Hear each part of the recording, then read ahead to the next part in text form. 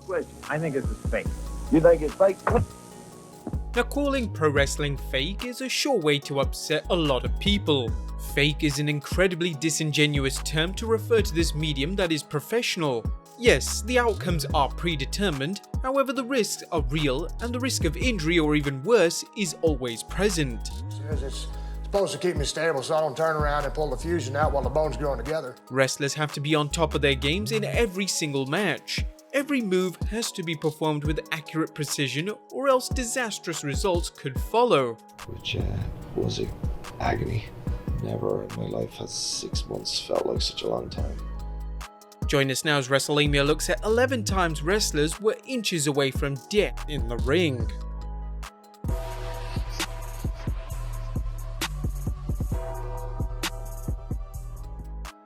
Be sure to subscribe and hit that notification bell for daily wrestling videos. And we want to point out before we show the pictures, some of the video is violent and graphic.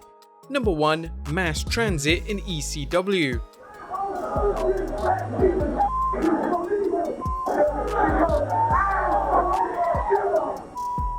The mass transit incident is one of the most infamous moments in the established history of Extreme Championship Wrestling. In 1996, at an ECW house show event, 17-year-old Eric Cullis filled in for Axel Rotten in a tag match. Eric would team with Devon Dudley against the team of the Gangsters, which consisted of New Jack and Mustafa Saeed. Prior to the match, Cullis asked New Jack to perform a blade job for him as Eric had no experience executing the trick in order for wrestlers to safely bleed. However, during the match, New Jack used a surgical scalpel instead of a traditional razor blade. Think about the law. So I stuck him in the forehead a couple of times and did nothing happen. See, I just sliced him. This led to Eric severing 2 arteries and almost bleeding to death in the ring. The consequences of this were drastic. It was revealed that Eric lied about his age to ECW owner Paul Heyman and had previously informed Heyman that he was 26 years of age with much experience. You can hear Eric's father on tape yelling for the match to stop.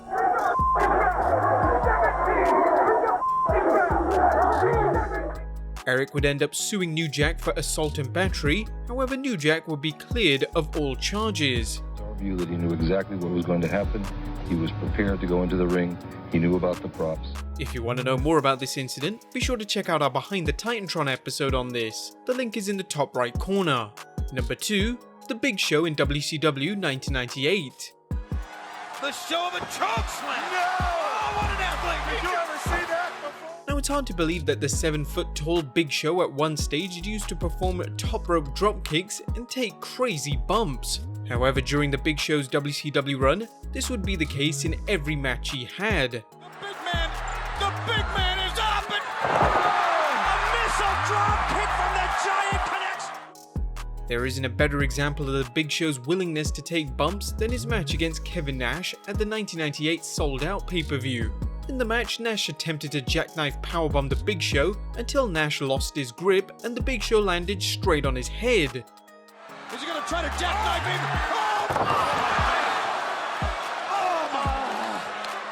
Miraculously, the Big Show was completely fine and would still go on to have a legendary career in the WWE that still continues to this day. Awesome sight to behold, the Big Show is back on SmackDown Live. Number 3. XPac on an independent show in 2013. In wrestling, it can often be the safest of moves that turn out to be the most dangerous. There isn't a better example of this than XPac's famous Bronco Buster that he used in every match.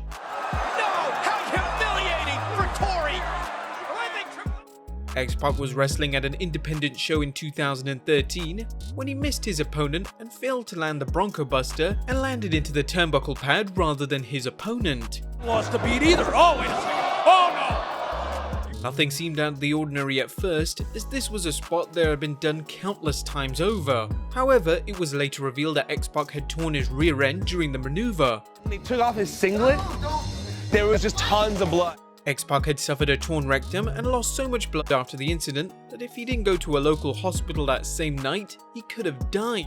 I started getting dizzy and I started getting lightheaded and I'm going, I gotta call 911 because if I don't get this call out, I'm gonna pass out and fucking die.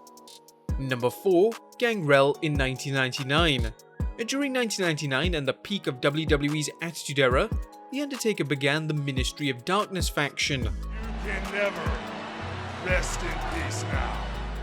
A cult-like stable that consisted of the aforementioned Undertaker, Bradshaw, Farouk, Midian, Viscera, and The Brood. A lot of crazy segments were performed during this time period, but one was almost fatal to one of the individuals involved. Hey! What? The Druids! The Druids are the Brood! In an angle where The Undertaker was trying to force the Brood consisting of Gangrel, Edge and Christian to join his stable, other Ministry members would attempt to hack Gangrel from the top rope. Unfortunately, this did not go to plan and the noose used wasn't appropriate for the stunt. And tossing Gangrel off the apron! Gangrel hanging from that top rope! And Gangrel himself admitted he was gradually slipping away out of consciousness. Luckily, Midian noticed that something was wrong and subtly stopped the spot from being fatal. The Brood total annihilation at the hands of The Undertaker and his ministry! Number 5. Enzo Amore at Payback 2016. It's because all of you and what you have been demanding.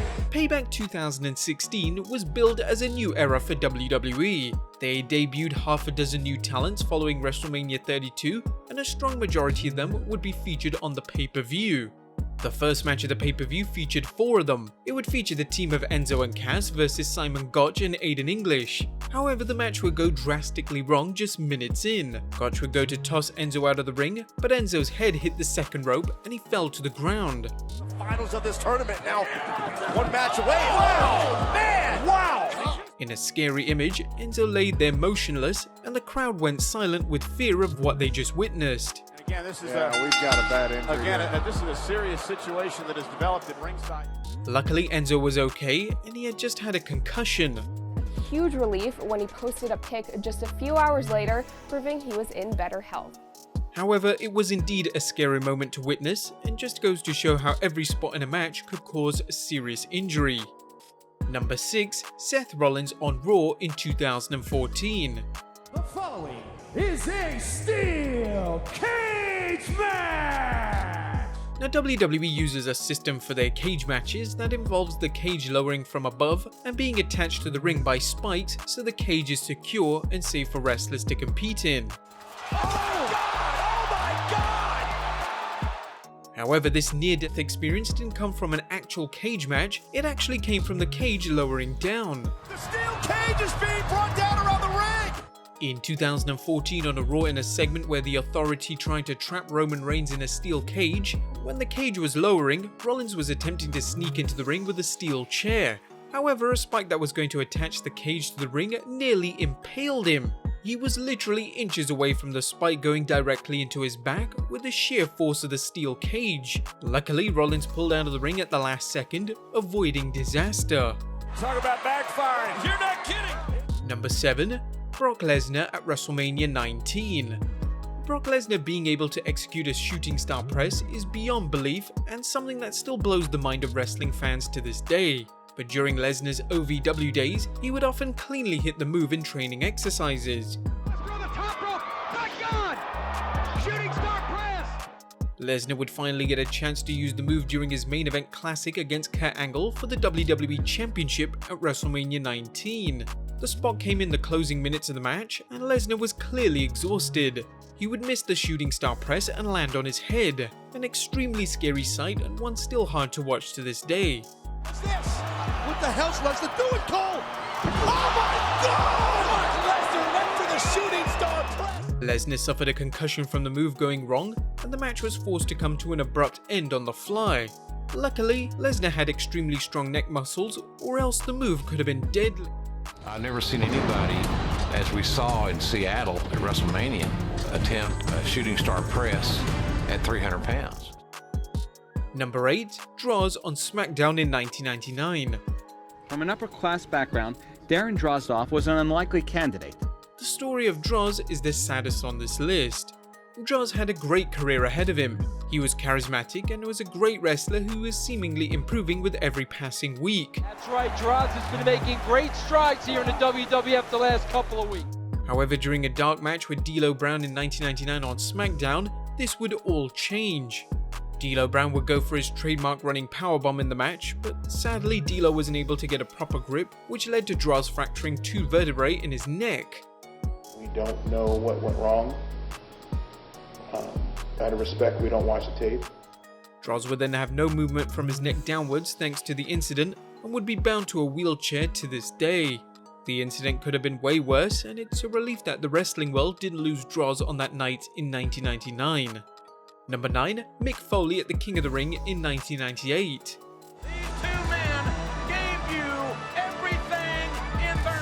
Mankind vs. The Undertaker at the 1998 King of the Ring pay-per-view is arguably the most famous match in the history of professional wrestling. The Hell in a Cell that took place on the fateful night will be remembered forever, and the bumps that Mick Foley was willing to take will never be topped, and one particular spot is ingrained into fans' heads forever. In a spot where The Undertaker would throw Foley off the top of the Hell in a Cell structure, Foley had to land with exact precision to avoid disaster and almost certain death.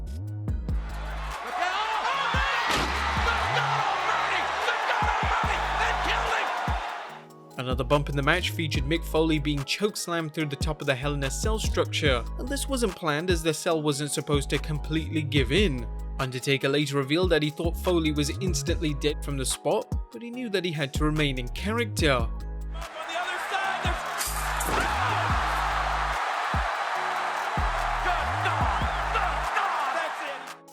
However, Foley would miraculously be able to finish the match and even take part in a run-in during the main event of the pay-per-view. Oh my God, tell me that's not, it's Mankind!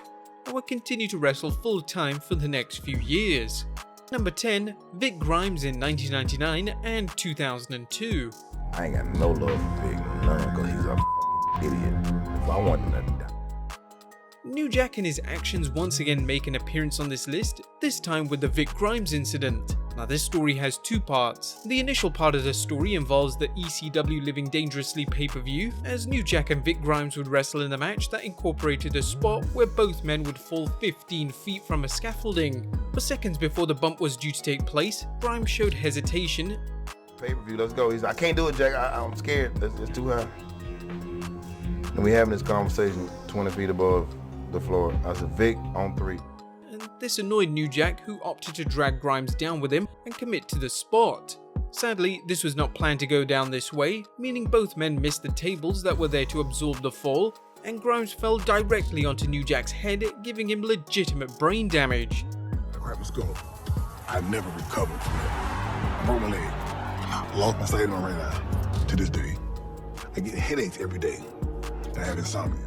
18 months later in 2002, the two would meet again in a similar match, but this time at a live event. However, New Jack took it upon himself to taser Grimes and throw him 40 feet down towards the ring,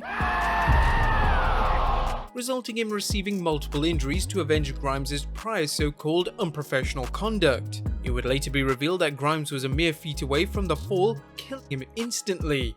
I can't believe he didn't die. It's the luck of fools that this guy was not at least paralyzed. And number 11, Daniel Bryan in Ring of Honor. Now Seth Rollins' buckle bomb move has been responsible for injuring a lot of wrestlers and even at one point retiring WWE Hall of Famer Sting. Sting is spent, absolutely spent, he might be hurt. In some cases, the buckle bomb move can be even scarier, as seen in a match between Rollins and Bryan from Ring of Honor.